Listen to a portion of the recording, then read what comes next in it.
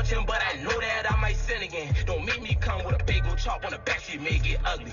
Chain on my neck, all the diamonds on my neck, so these niggas, they be feeling like fuck me. My bitch know I got all the hoes, so she know she can't trust me. I'm steady drug dealing, still tryna make a killing. Sometimes you gotta risk it all to get in a position, but I ain't tryna lose it all because I know the feeling. My heart been hurt for so damn long, I swear I need a healing. You ever lost all of your dog, man, that's a hurtful feeling. Them niggas love it when you fall and hate to see you winning. So screaming, fuck the niggas dead and free the ones who did it. I don't give a fuck. North Charleston, a neighborhood turned city 30 plus years ago. A neighborhood that's the size of New Orleans, but the black population is 50,000, whereas the black population in New Orleans is 230,000.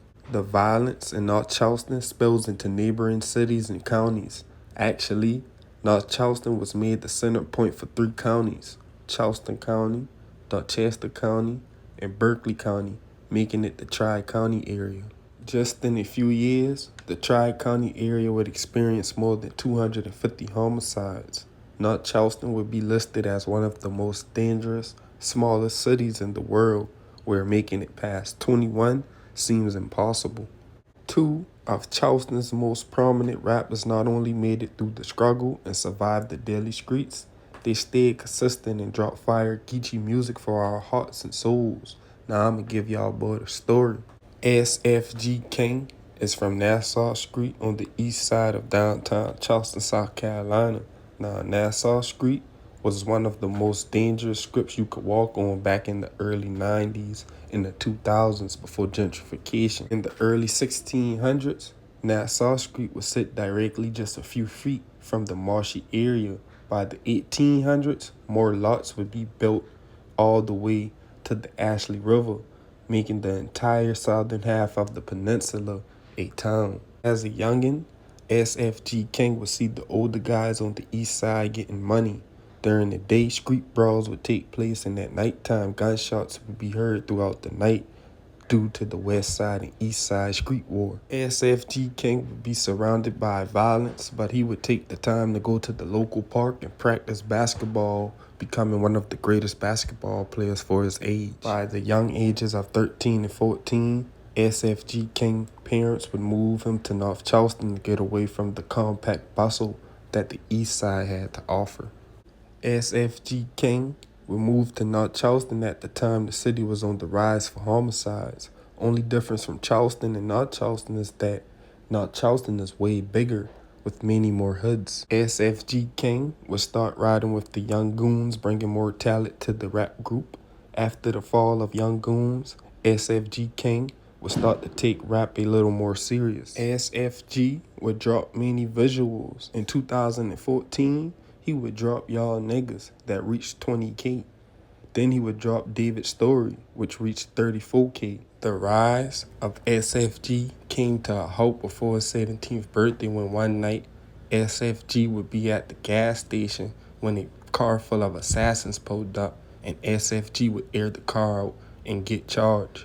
SFG would do a few years, and when he got released on parole, his parole officer made a court order for him not to do music or any music videos with guns. SFG wasn't the type to not chase his dreams.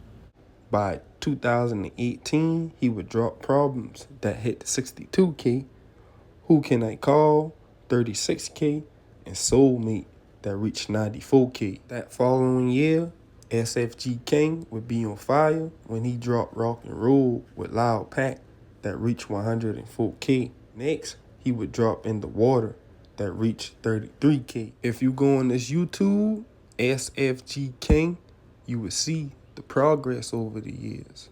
Now, what makes SFG King so prominent in the Charleston streets? Because you can feel the pain inside those lyrically written songs where he sings and raps in a drill style type swag. Right now, SFG King is one of the most hardest working artists in Charleston right about now, who signed to Loud Pack America, one of the biggest rap labels in Charleston right now.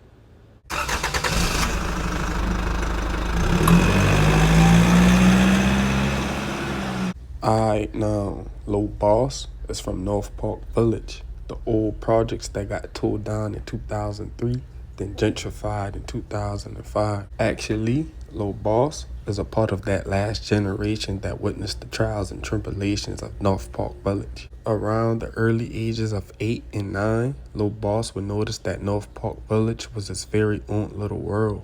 Most of the older women around the projects either sold candy, cigarettes, or liquor. Most of the families around the projects were related due to the displacement of African Americans after the Vietnam War. So there were a lot of real cousins, fake cousins, and step cousins. Lil Boss would grow up around a lot of hustlers just like other project babies. But what made Lil Boss the chosen one is that he always paid attention. So by the young ages of 12 or 13, Lil Boss would know what having motion felt like, also being that he was the fastest running back in the league.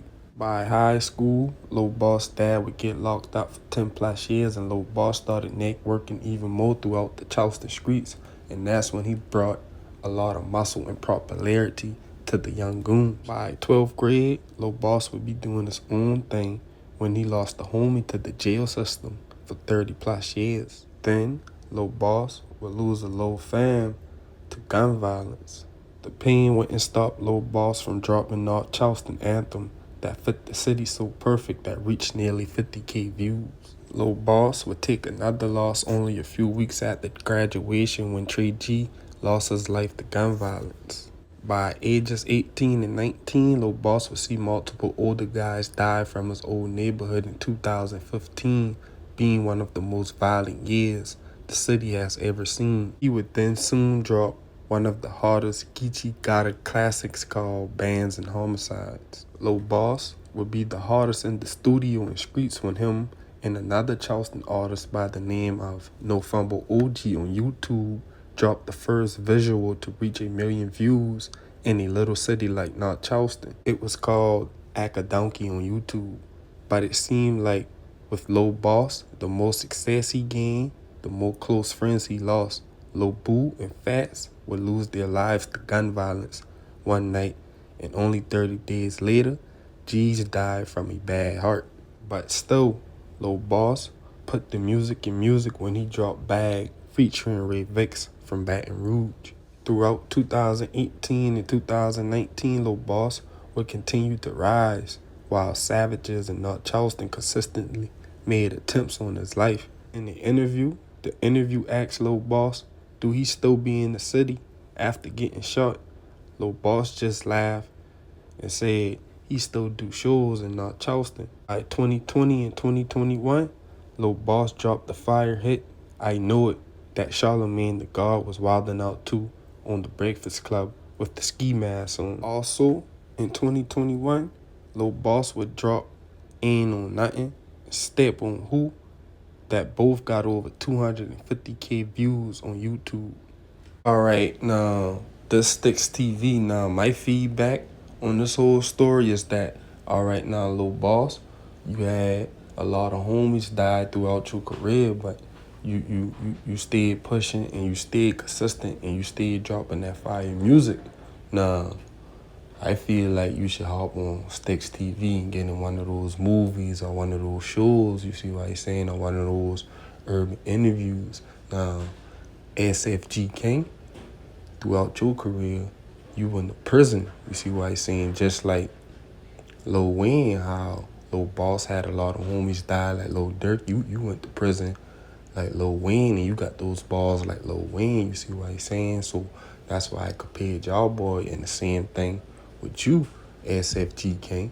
You need to jump in one of those Sticks TV movies or shows, you see what I'm saying, and I see what y'all boy done been doing lately. You're still dropping those fire visuals, putting on for North Charleston.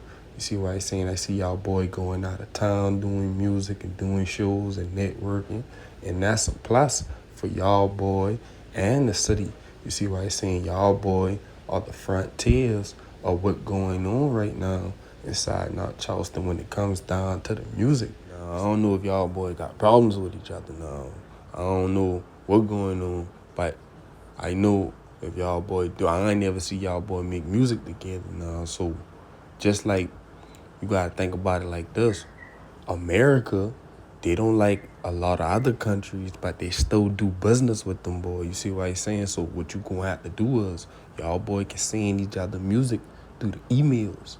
You see what I'm saying? Y'all can send each other beats through the emails and still get that bag. You see what I'm saying? Because I feel like a SFG versus Low Boss mixtape would be one of the hardest mixtapes. And Charleston, and matter of fact, might go viral. You see what I'm saying? But this your boy Marlo, man. I out.